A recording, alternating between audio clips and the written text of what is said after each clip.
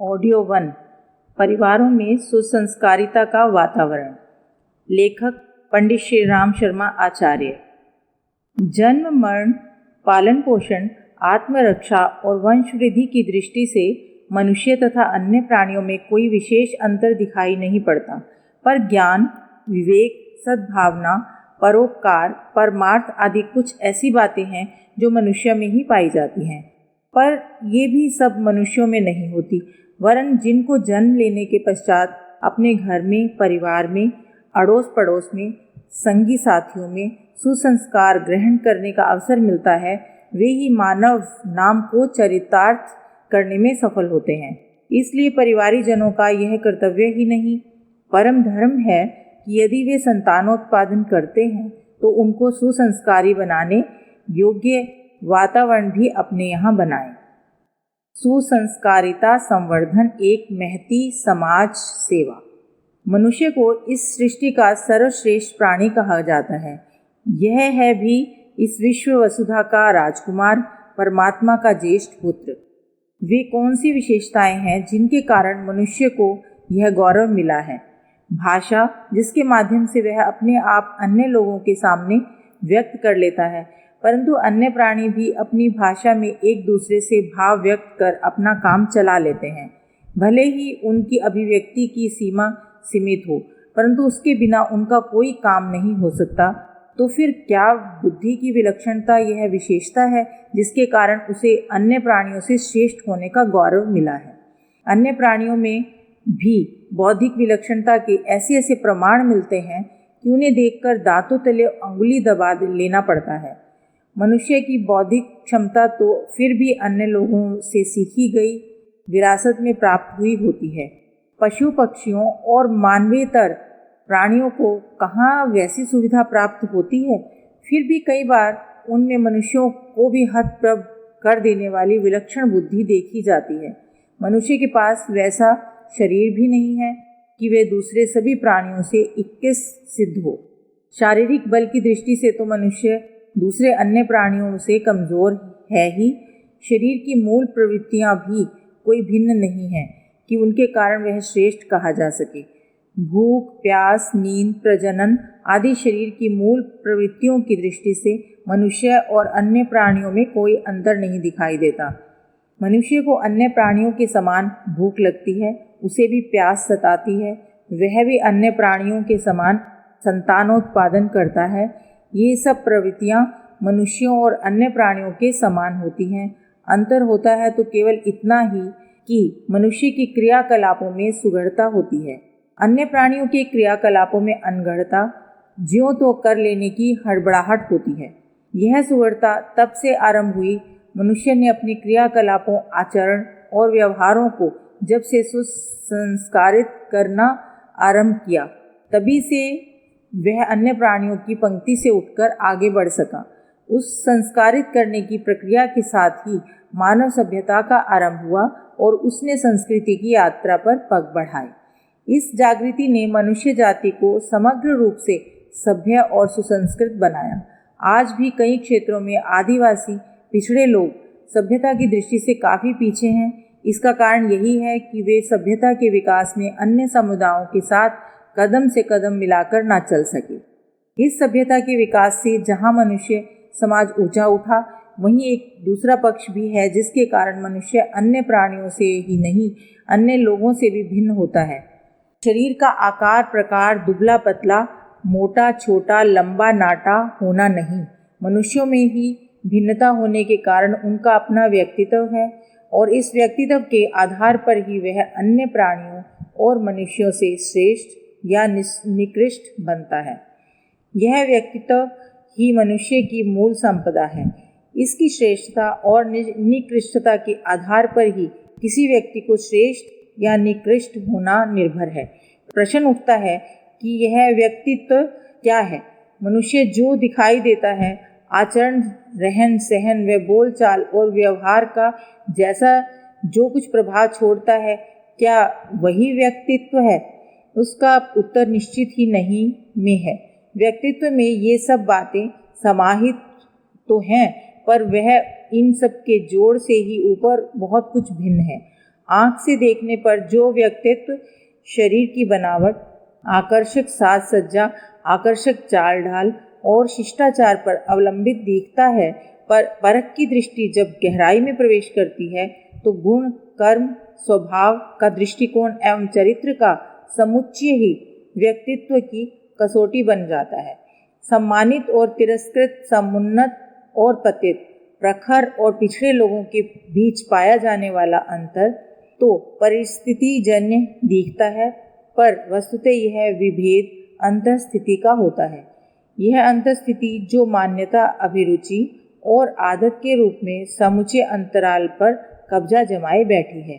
अंतः क्षेत्र से उठने वाली सुगंध अथवा दुर्गंध ही समीपवर्ती वातावरण को उल्लसित एवं कलुषित बनाती है। अंतराल ही बाह्य जगत में प्रतिबिंबित होता है और स्वर्गीय एवं नारकीय प्रतिक्रियाएं उत्पन्न करता है। अपना ही स्वभाव समीपवर्ती लोगों के साथ सहयोग एवं विग्रह के अवसर रचता और इन्हें चित्र विचित्र घटनाओं के क्रम के रूप में सामने ला खड़ा करता है। जीवन का सबसे बड़ा उपार्जन एवं वैभव परिष्कृत व्यक्तित्व ही है। पग पग पर मानवीय अनुदानों और दैवी वरदानों के उपहार बरसाने वाला सौभाग्य और कुछ नहीं मनुष्य का वह स्व उपार्जित व्यक्तित्व ही है। कोई किसी को यदि वस्तुतः कोई ठोस अनुदान दे सकता है तो वह एक ही अनुग्रह है कि व्यक्तित्व को परिष्कृत करने में सहायता की जाए। अन्य संपदाएं ऐसी हैं जिन्हें कोई किसी को कितने ही बड़े परिमाण में देकर भी वास्तविक हित साधना नहीं कर सकता। उत्तराधिकार में मिले धन का कितने लोग सदुपयोग कर पाते हैं, कितने उसे देर तक सुरक्षित रखते हैं और कितने हैं जो बिना परिश्रम के मिली हुई कमाई से उत्पन्न होने वाली दुष्प्रवृत्तियों से अपने को बचा पाते हैं। उपकार वही सार्थक है जो व्यक्तित्व को विकसित करने की सहायता के रूप में लिया या दिया जा सके। अनुग्रह वही धन्य है जो प्रखरता और प्रतिभा निखारने में सहयोग प्रदान करे। सौभाग्यशाली हैं वे जिनने सुसंस्कृत लोगों का सानिध्य पाया, अन्यथा आदान प्रदान तो इस दुनिया में चलते ही रहते हैं। कई बार तो साथियों द्वारा छूत की बीमारियों की तरह ऐसी बुरी आदतें भी लाद दी जाती हैं जो सर्वनाशी पतन, पराभव का दुख, दारिद्र्य का कारण बनी हुई मरण पर्यंत त्रास देती रहती हैं। कई बार अनावश्यक अनुग्रह भी अभिशाप की तरह भारभूत और कष्टकारक सिद्ध होते हैं। बाजार में आदान प्रदान ही तो होता है। यह एक विनिमय व्यवस्था भर है। लेन देन की सौदागरी उपयोगी तो है, पर इसमें ऐसा कुछ नहीं है जिसके लिए अनुभव किया जाए या कृतज्ञ हुआ जाए। सुसंस्कारिता जिसे मिली उसने वह सब कुछ पाया लिया जिसे पाकर मनुष्य जीवन का अमृतोपम रसास्वादन करने का अवसर मिलता है। आध्यात्मिकता दृष्टिकोण की उत्कृष्टता और धार्मिकता व्यवहार की शालीनता को ही कहते हैं। शब्दों की ऊंचाई से किसी रहस्यवादी कल्पना में भटकने की आवश्यकता नहीं है। जिन भौतिक सिद्धियों का और आध्यात्मिक रिद्धियों का वर्णन चमत्कारी एवं अलंकारिक भाषा में किया गया है, वे समस्त विभूतियां मात्र सुसंस्कारिता की ही देन हैं। समुन्नत, सम्मानित और समृद्ध जीवन वस्तुतः सुसंस्कारों के कल्प वृक्ष का ही फलता फूलता स्वरूप है। अपने युग की सबसे बड़ी आवश्यकता भी सुसंस्कृत व्यक्तियों की है, कहना चाहिए सुसंस्कारिता के अभिवर्धन की है। इन दिनों व्यक्तिगत और सामाजिक जीवन में जितनी भी समस्याएं व्याप्त हैं, उनका एकमात्र कारण सुसंस्कृत व्यक्तियों का अभाव या सुसंस्कारिता के अभिवर्धन के लिए उपयुक्त वातावरण का ना मिल पाना है। इसके अभाव में ही व्यक्तिगत जीवन में दोष, दुर्गुण, अनीति, अवांछनीयता और उनके कारण कई प्रकार के कष्ट, क्लेश तथा समस्याएं उत्पन्न होती हैं तथा सामाजिक जीवन में अव्यवस्था, भ्रष्टता, आतंक और असुरक्षा व्यापती है। व्यक्तिगत और सामाजिक जीवन में व्याप्त कष्ट, कठिनाइयों और समस्याओं के समाधान का एक ही उपाय है कि समाज में सुसंस्कारिता का वातावरण उत्पन्न किया जाए ताकि लोगों को सत् प्रवृत्तियाँ अपनाने के लिए प्रेरणा और प्रोत्साहन मिले। इसे यूँ भी कहा जा सकता है, सुसंस्कृत व्यक्तियों का निर्माण, सुसंस्कारिता का अभिवर्धन अपने युग की महती आवश्यकता है। यह कार्य एक सीमा तक तो प्रचार माध्यमों से भी पूरा हो सकता है, पर स्थायित्व लाने की अपेक्षा हो तो इतने मात्र से यह आवश्यकता पूरी नहीं हो जाती। इसके लिए अंतः चेतना के मर्म स्थल पर सुसंस्कारिता को पहुंचाना होगा। प्रश्न उठता है कि संस्कारों की यह संपदा कहाँ से प्राप्त की जाए। इसका एक ही उत्तर है कि वातावरण में सदाशयता उत्पन्न हो। ऐसा वातावरण जहाँ समव्याप्त हो, वहीं उस स्तर के संस्कार उत्पन्न होंगे। संस्कारिता का वातावरण जहाँ समव्याप्त हो, उस स्तर के लोग, जहाँ आत्मीयता की भाव संवेदना और सहकारिता की रीति नीति अपना कर चल रहे हों, वहाँ रहने वाला व्यक्ति सुसंस्कारी बन सकता है। इस संदर्भ में स्वाध्याय, सत्संग एवं मनन चिंतन से भी उपयोगी प्रकाश मिल सकता है। निजी प्रयत्नों से भी उपयोगी प्रकाश मिल सकता है।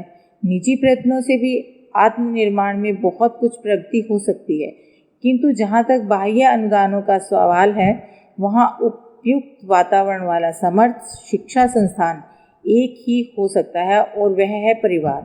परिवार में व्यक्तित्व की ढलाई अनायास ही होती रहती है। ना प्रशिक्षण करना पड़ता है और ना प्रयत्न। योजना बनाने की भी आवश्यकता नहीं पड़ती, और ना प्रेरणा देने तथा दबाव डालने की। सब कुछ स्वचालित क्रम से होता रहता है, और उस परिवार में रहने वाले उसी प्रकार ढलते चले जाते हैं जिस प्रकार की छोटे बच्चे बड़ों का अनुकरण करके बोलना, चलना या अन्य व्यवहार करना सीख लेते हैं।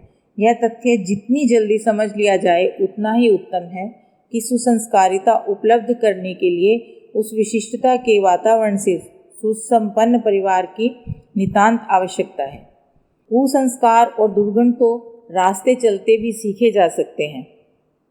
मन का पतनोन्मुख प्रवाह अपने भीतर से संचित दुष्प्रवृत्तियों को उगा लेता है, पर श्रेष्ठता तो प्रयत्न साध्य एवं साधन साध्य है।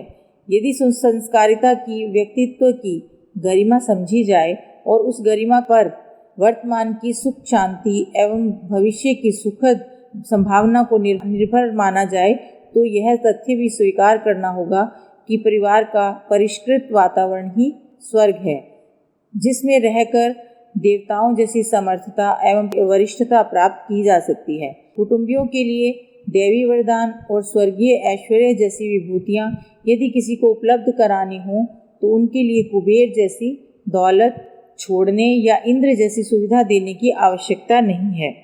सुसंस्कारों का वैभव उपलब्ध कर सकने की संभावनाओं से परिपूर्ण वातावरण में रहने का अवसर उन्हें प्रदान करना चाहिए। यह ऊंचे से ऊंचे स्तर का अनुदान है, जिसे कोई विवेकशील दूरदर्शी अपने प्रिय परिजनों के लिए दे सकता है। कहना ना होगा कि ये उपलब्धियां कहीं अन्यत्र भेजकर प्राप्त नहीं कराई जा सकती। बाहर का रंग उड़ जाता है, टिकाऊ तो भीतर का ही होता है। सद्गुणों की संपदा परिष्कृत परिवारों में ही उपलब्ध की जा सकती है। अस्तु अपने लिए, अपने प्रियजनों के लिए सबसे अधिक सौभाग्य संपादन एक ही प्रकार हो सकता है कि परिवार की परंपरा में शालीनता का उच्च स्तरीय समावेश करने के लिए सच्चे मन से प्रबल पुरुषार्थ किया जाए। घर की परिधि पारिवारिकता की संप्रवृत्ति सीखने और परिपक्व करने की पाठशाला, प्रयोगशाला है। यहाँ तो उपलब्ध किया गया है